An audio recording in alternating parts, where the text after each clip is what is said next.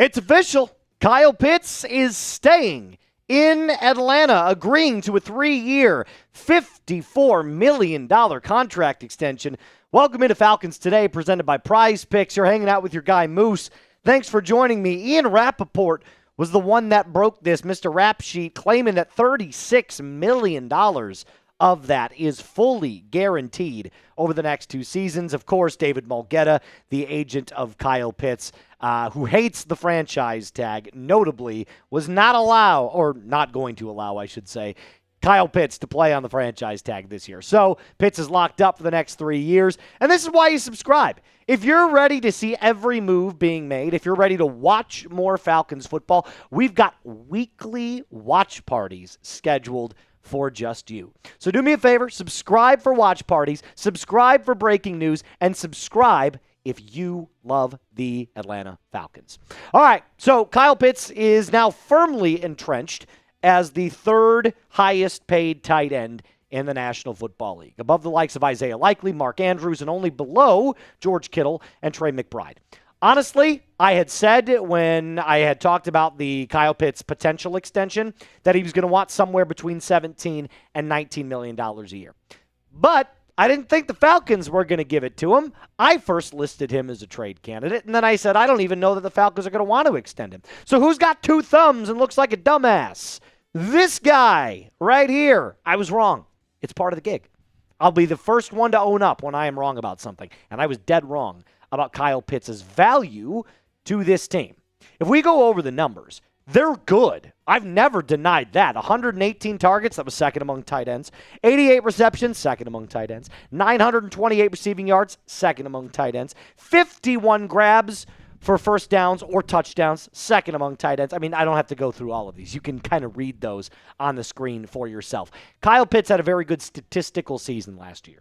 And it goes beyond that. 21.1% on the field target share percentage. 5 touchdowns, 1.7 yards per route run, plus 0.21 EPA per target. It's clear that when Kyle Pitts was on the field last year for whomever was playing quarterback, whether it was Penix, who actually had a much better rapport with Drake London, or Kirk Cousins, who clearly saw Kyle Pitts a lot more in the open field and in the passing game than Penix did, it's clear that his presence was felt last year. Okay, so with the franchise tag, it was obvious to me now, or it is obvious to me now, I should say, the Falcons only placed that on him so that they could buy themselves more time to figure out a contract, right?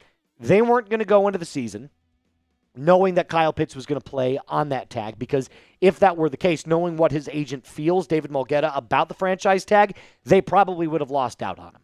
They probably would have taken their talents to the free agency market, and you would have lost Kyle Pitts. Probably would have gotten a 3rd-round comp pick for him if he had another year like he did last year.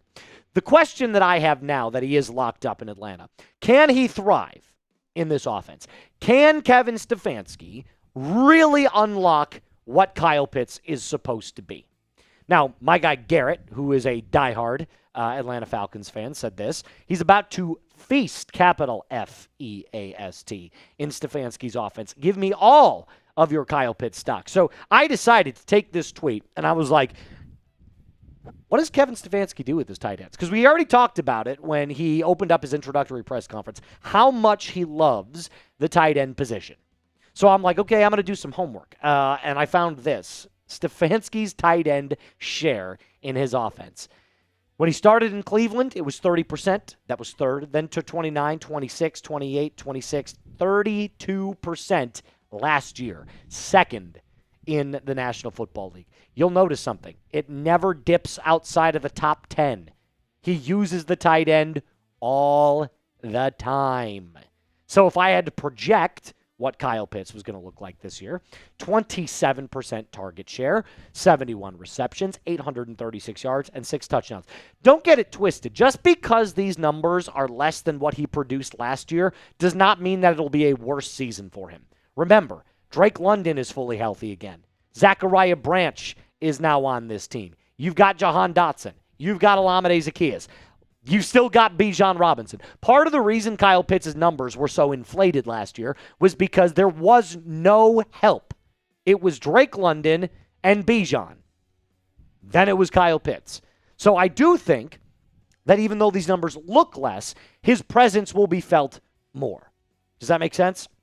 All right. More coming up here in just a moment. Before I get to that, though, this episode is brought to you by our friends over at PrizePicks. I cannot believe it. JD won again. I can't believe I'm saying it out loud. He's the guru right now. He is winning real cash while watching sports, while playing on PrizePicks. I've got a lineup going right now. I don't know if it's going to hit. Harry Kane needs to score a goal. But if you want to have fun like me and JD, and if you want to win like JD, you're going to download the PrizePicks app today and use code HMA to get $50 instantly in lineups when you play your first $5 lineup. So take a look at what his lineup looks like. Whole lot of green here. It's splattered with it. It was a power play, $20 to win 85.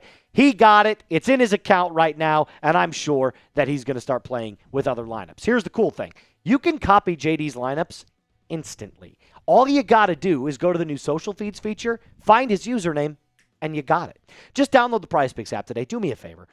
Use code HMA to get $50 instantly in lineups when you play your first $5 lineup. Again, that's code HMA to get $50 instantly in lineups when you play your first $5 lineup. PrizePicks, it is good to be right. I think it should go without saying that Kyle Pitts, although a lot of Falcons fans believe that the roller coaster is not quite living up to expectations. And I do agree. I don't love the ups and downs of Kyle Pitts' game. There's times when he looks like the number 4 overall pick, and then there's times where he looks like a 5th rounder. So it's a few and far between. So Kyle Pitts, though, is statistically speaking on pace to be unbelievable. Take a look at this. 4 tight ends. Nope, go back to that one more time, JD. It's my fault. My bad. We missed it. That's coming up next. 4 tight ends in NFL history have had more receiving yards than Kyle Pitts through their age 25 season. Those players are Mike Ditka, Hall of Famer, Tony Gonzalez, Hall of Famer, Rob Gronkowski, Hall of Famer, and Jason Witten, who is soon to be a Hall of Famer. That's it. Just those 4 players. So clearly, Kyle Pitts is on some sort of the right track. It's just a matter of, can we clean up the inconsistencies in his game? I believe that Kevin Stefanski can. So do me a favor and grade the Kyle Pitts extension. A, B, C, D, or F. I give it a B.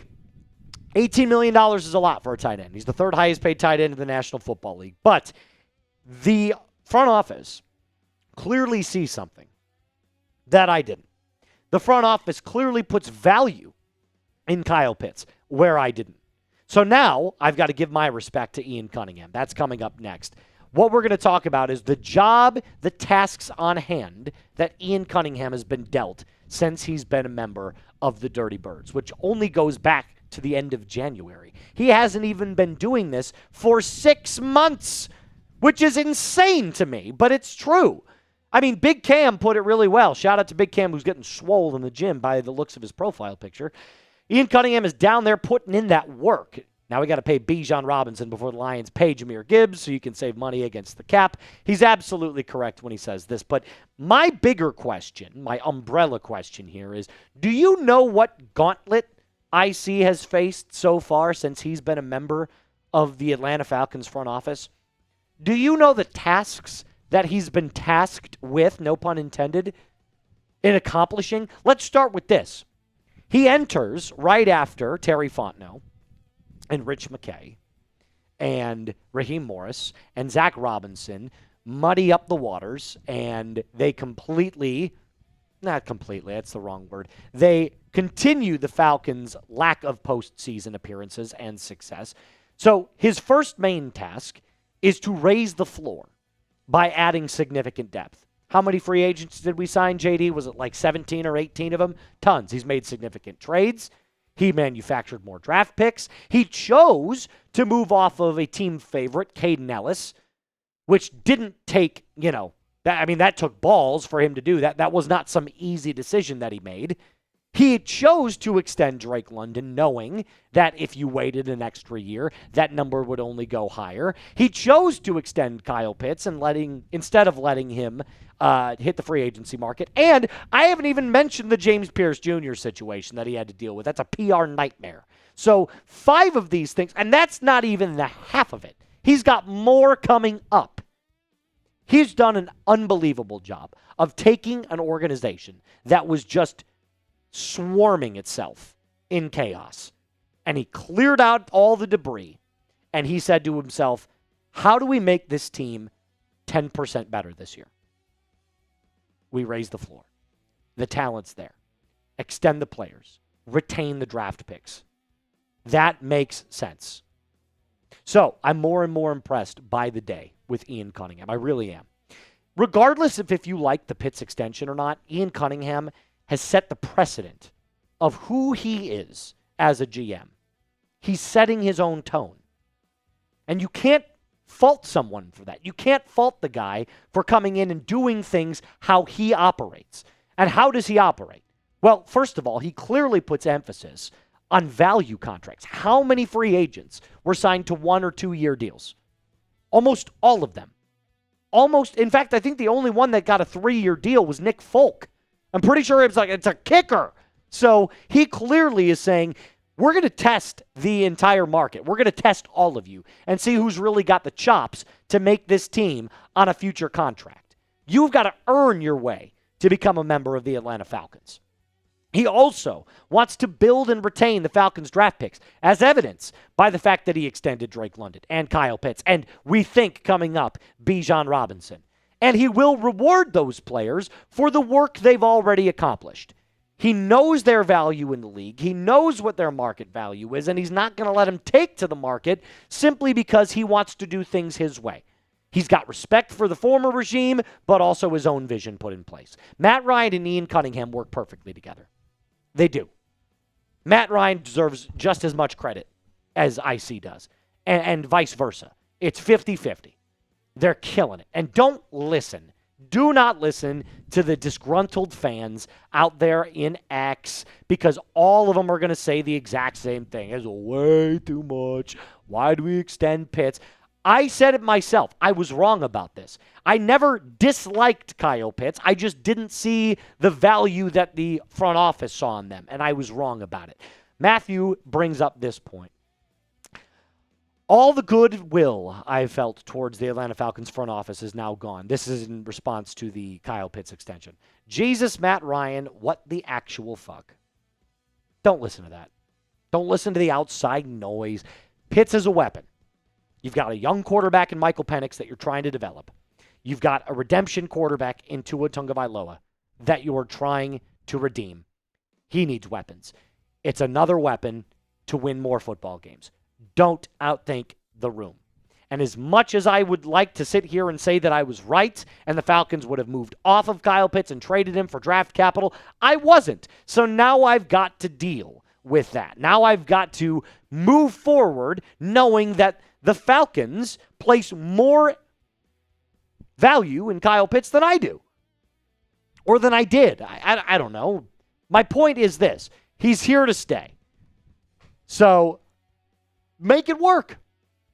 Make it work. And if this is the year that Kyle Pitts really breaks out, I'm talking 1,100 plus, 10 touchdowns, then I'll eat a whole bag of crow. I really do hope the best for Kyle Pitts. All right, but that's all I got for you today. Interesting day for us there, JD.